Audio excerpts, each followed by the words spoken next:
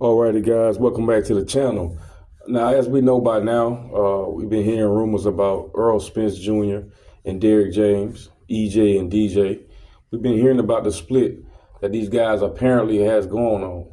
Now, we don't know these things to be true, but we do know it is some truth to it.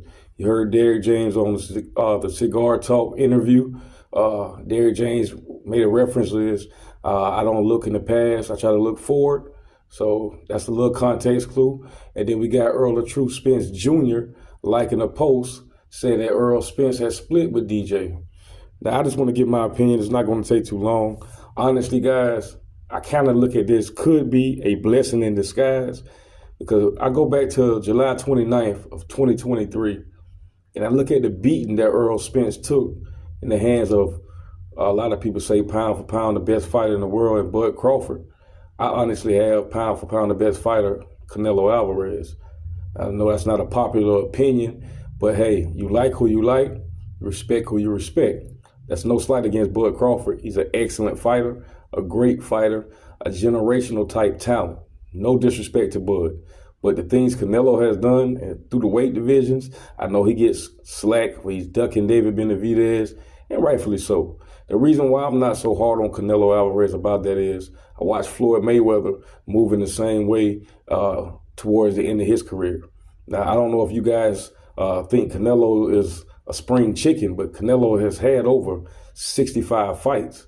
This guy has been in the game as a professional fighter since Mexico, I believe the age of 15. He's been fighting professionally.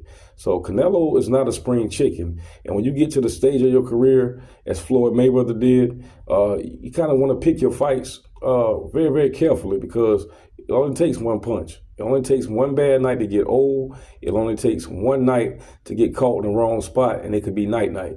So on that aspect, I'm not really going to kill Canelo like that. So I just feel like Errol Spence Jr., it could be a blessing in disguise because Earl needs more tuning in his toolbox. I like Derrick James' style. That's cool and all. But when you fighting an outright boxer like Terrence Bud Crawford, who's a great boxer, and he can get inside, he can fight as well. But when you're fighting a guy like Bud Crawford, you have to have more than just one attack. You have to have more than one game plan. If your only game plan is to step to Bud Crawford and try to break him down and break him, as you said, that's not going to work. You cannot break something that cannot be broken. So I feel like another trainer, I don't know who that should be, but another trainer should be in Earl's corner. Now, I'm saying another trainer if Derrick James and Errol Spence cannot work out their differences. Now, it's been rumors going around that they are splitting because of money. I don't know. We don't know anything like that because Derrick James has not said it. Errol Spence Jr. has not came out and said it. So everything right now is a little bit more of a speculation style. So speculation can be speculation. But I really think if Errol Spence Jr. can get another trainer to teach him the fine tunes of like really moving his head, getting out the way of jabs, getting out the way of hooks, things like that, I think that can benefit Errol Spence Jr. Now, would that benefit him enough to beat Terrence Crawford in a rematch? I have no idea.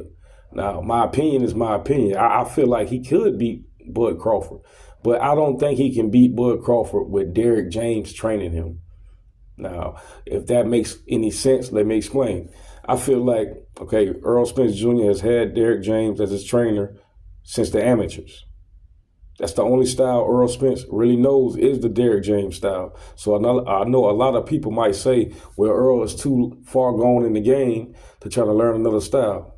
And I agree. What he has to do is not learn a new style. What he has to do is add to his current style.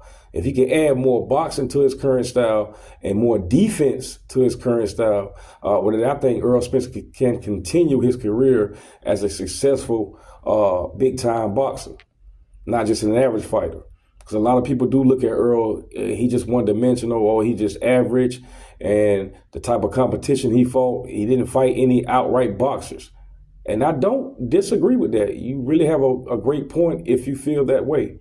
But if Derrick James and Errol Spence Jr. are not going to reconcile their differences, whether it's over money or whatever it's over, Okay, because we don't, like I said, we don't know. We just speculating. Whatever their differences are, if they cannot work it out, then Earl need to go find him another trainer that's going to add to what Derrick James has taught him. Because trying to change your style completely, nah, he is too late in the game for that. That would be disaster. Especially if you talking about going in a rematch to fight Terrence Crawford again. No, that's that's not going to work. You cannot change your style, your complete style, this late in the game. Hindsight, what we're seeing with Ryan Garcia. I know some of his training videos, Ryan is still doing the things he's have been doing all along as far as his training. We don't really know what Derrick James is bringing to the style, but I know what he's not bringing. He's not bringing that weak behind shoulder roll. Please don't do that. So I just believe that Ryan Garcia has his own method of training.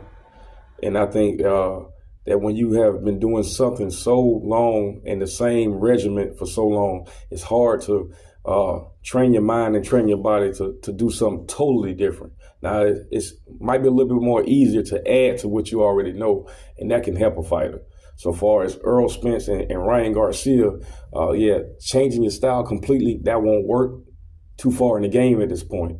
But adding to your style, adding to your toolbox, that will be more of a way to go for those two guys. But like I said, it's very unfortunate, man, for Derrick James and Errol Spence Jr. to be going through what they're going through, because you don't want to see a tandem that's been together since the amateurs all through the Olympics. You don't want to see that just be broken up over money again. This is allegedly, because we don't know for sure what the real problem is. So I just hope they can get it together, man. But I really want Earl to think about looking at this as a blessing in disguise, because you really need to go back and add things to your toolbox. Because if you step in the ring with another outright boxer like Terrence Crawford, I don't really see an end game in that part. I'm not saying Earl can't still win, but I mean, if you can make your night easier, why not make it easier? You don't have to just step to everybody, man, and then just try to be Iron Man, because some people is not going to bend and break like Terrence Crawford didn't. He didn't bend, he didn't break. You step to him, he stepped right back to you, and the result is the result. So that's all I really have on that, guys. Y'all please tell me what you think. Please like, share, comment, subscribe. Please double tap that bell icon so you will be notified every time I drop a video. That's all I got, guys. Deuces.